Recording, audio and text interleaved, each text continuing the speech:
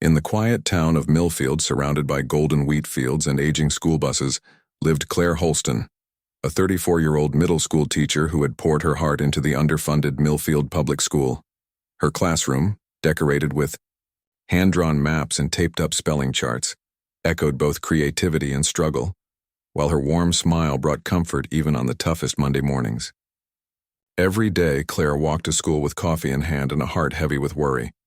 Outdated textbooks, creaking desks, and students who hid hunger behind forced giggles were constant reminders of how deeply the system was failing.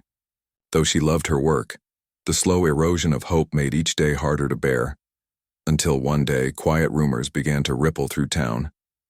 President Donald J. Trump had announced a tour of rural American towns to better understand educational struggles, and while most in Millfield dismissed it as just another political move, Claire Holston saw a rare opportunity. If she could speak with him, she'd ask one real question, the one that had burned inside her for years. Claire didn't care about politics, she cared about her students, and that passion gave her the courage to write a raw, honest letter late one night after grading history tests, pouring out her frustrations, hopes, and the quiet sacrifices her kids made just to learn, ending with the powerful question, if you had to teach here for one day, what would you change first? She never expected a reply, but 3 weeks later the unthinkable happened. The president's motorcade was headed to Millfield. Unknown to Claire, her letter had been passed along by a former teacher-turned-aide, who was so moved by Claire's words that she personally delivered it to the president's desk. Claire's letter landed on the president's chief of staff's desk and eventually found its way into Trump's private reading pile, a space reserved for unfiltered messages that cut through political noise. And one quiet Sunday morning at Mar-a-Lago, he read it. Claire's words weren't filled with blame or budget requests, just raw honesty, and a simple question that struck a chord. What would I change first? He circled that question in red ink and whispered it aloud, and a week later, Millfield School District received an unexpected call from the White House. Trump was coming for a quiet town hall, no press, no stagecraft, just real questions from real people.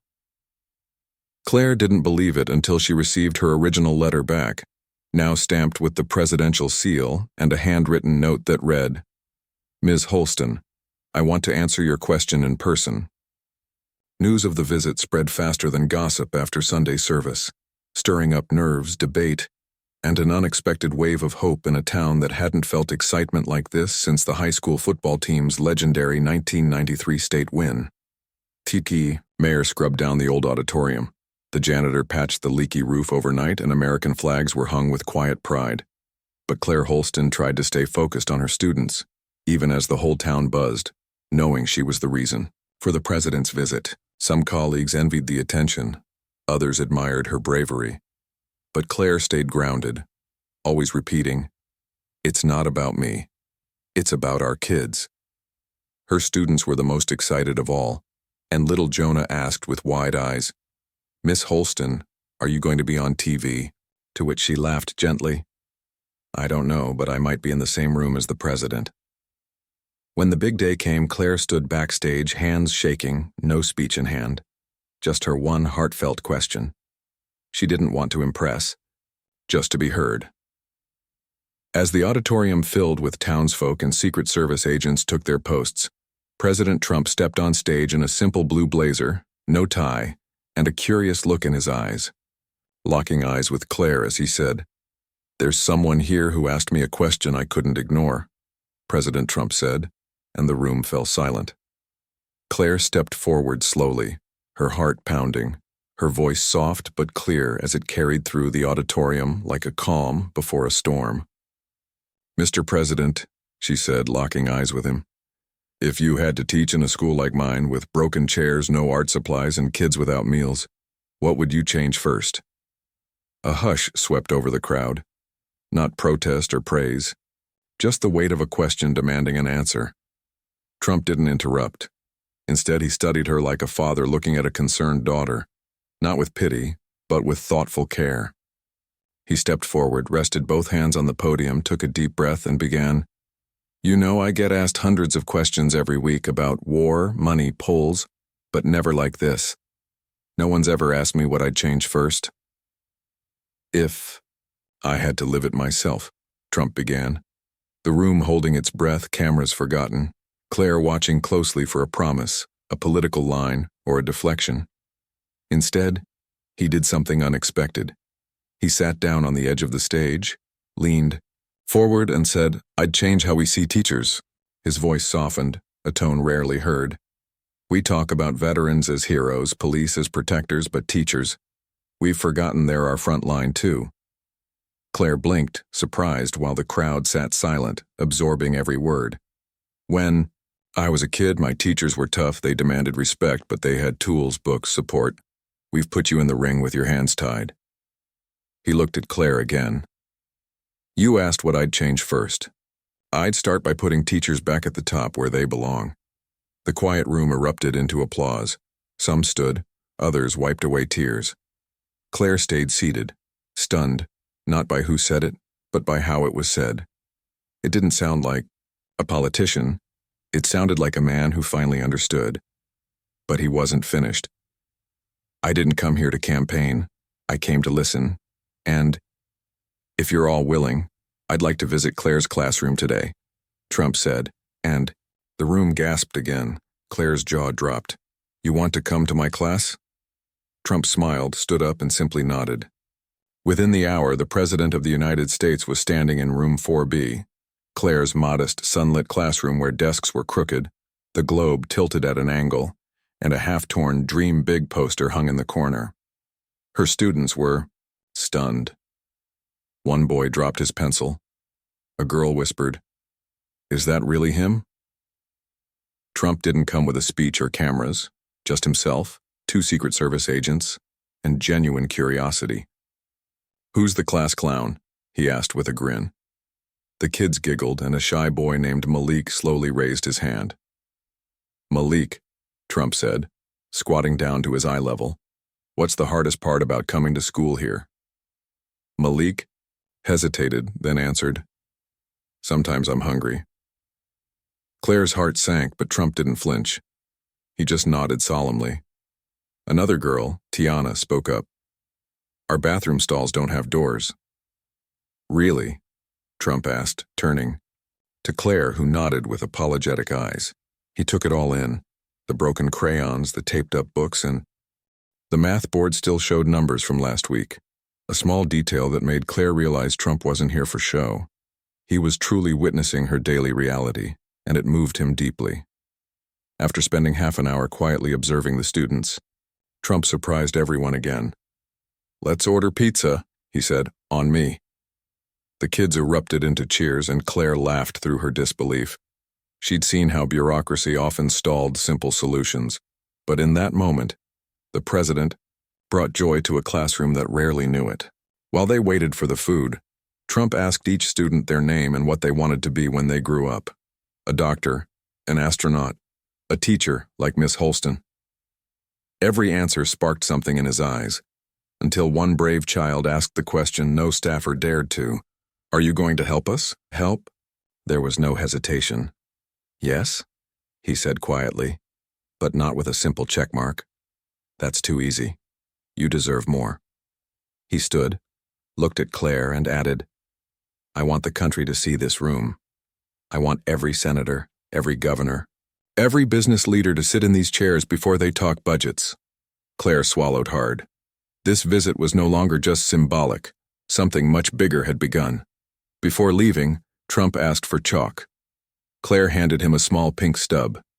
He turned to the blackboard and wrote in big letters, "Every child, every classroom, start here, DJT." It wasn't a headline, not rehearsed, just chalk dust and raw sincerity. He then turned to Claire and extended his hand. "You didn't ask me for money. You asked me a question that changed my perspective. That takes courage, thank you." Speechless, she shook his hand. And just like that, he left. No cameras, no press statements, but the impact lingered like a spark. Despite the low-key visit, news couldn't be contained. A student's older brother posted a photo of Trump in room 4B, and within hours it went viral. "President eats pizza with students in crumbling classroom." Networks picked it up. Hashtags exploded. Pundits debated the authenticity, but those who knew Claire and had seen the room, and the kids never doubted. Suddenly, donations began pouring into the school's website. A local business offered to fix the plumbing, and an anonymous donor pledged new computers. Claire's inbox overflowed. Some messages thanked her, others offered help. A teacher from Chicago wrote, "You spoke for all of us." Yet Claire remained humble. "I didn't fix anything," she told the principal, "but maybe we've been heard." 3 weeks later, Claire was invited to testify before a congressional committee on education reform. She never imagined stepping into such a place. Wearing the same blue dress she had worn when she asked her question, she wasn't there to attack or campaign, only to tell the truth. "I'm not asking for miracles," she said. "Just dignity for our teachers and our children." Some lawmakers nodded. Others looked uneasy. But they listened. Afterwards, Trump sent her a handwritten note. "You didn't just make a statement, you started a movement. Let's keep going." 2 months after the visit, Claire returned from spring break to find dozens of boxes filled with supplies, books, tablets, whiteboards, paint, even new desks. Attached was a note. "Dear Room 4B, you inspired us. From one teacher to another, thank you, Ms. Aranda, California," read one of the many letters arriving from schools nationwide. Some included supplies, others shared stories. Claire started pinning them on the bulletin board, transforming the room from patched-up posters to a glowing wall of solidarity and hope. Room 4B had become more than just a classroom. It was a symbol. Later that year, Trump returned quietly to Millfield. Without press or pizza, he brought an envelope. In a small, heartfelt gathering, he presented Claire with a check for a new teacher scholarship in her name. The Claire Holston Teaching Grant, awarded to educators who go beyond the curriculum and into the heart. Claire teared up, saying she never asked for this.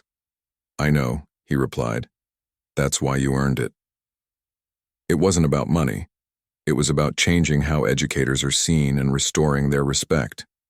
Over the summer, Claire began traveling, not for vacation, but to visit other underfunded schools, invited by teachers who had seen the viral video. She didn't go to lecture, but to listen, share, and exchange ideas. She met teachers who spent their own money on glue, drove students home after practice, and stayed up all night creating lessons with no materials. She realized her story wasn't unique, but now it had a voice. One evening, Claire opened a letter from Idaho, a handwritten note from a mother saying her son had been ready to drop out until he saw Claire's story. Now he wanted to become a teacher. Claire quietly cried on her porch, realizing in that moment that something had truly shifted. Not just policies, but hearts. By the next school year, Room 4B transformed, not only in furniture and fresh paint, but in spirit. New teachers came to observe, education students from nearby colleges arrived for internships, and the school joined a pilot program for rural revitalization. Claire stayed humble, driven, quietly grateful, still holding on to the pink chalk stub from the day everything changed. Exactly 1 year after the first visit, Trump returned, this time bringing the Secretary of Education. Together they sat in Room 4B, listening again, but now not to complaints but to progress. Trump turned to Claire and asked, "Still the same question?" She smiled and replied, "No, sir, now I ask, what can we all do next?" A few months later, a new policy was announced. A nationally recognized Teacher Appreciation Reform Week was created, not just to celebrate, but to provide real support through listening sessions and bonus grants. The inspiration came from a simple question asked in a small town by a teacher with no platform, just courage. One evening, Claire sat alone in Room 4B writing in her journal. "I never wanted fame, just a decent chair for every child. But maybe sometimes one honest question can shake a system." She closed the journal with a smile, remembering Malik's words. "Are you going to help us?" Finally, the answer was yes. As she locked the door that evening, a boy lingered in the hallway. "You're Miss Holston, right?" he asked nervously. She nodded. "My mom said you helped the president change his mind. I think I want to be like you one day." She knelt down, whispering, "Don't be like me.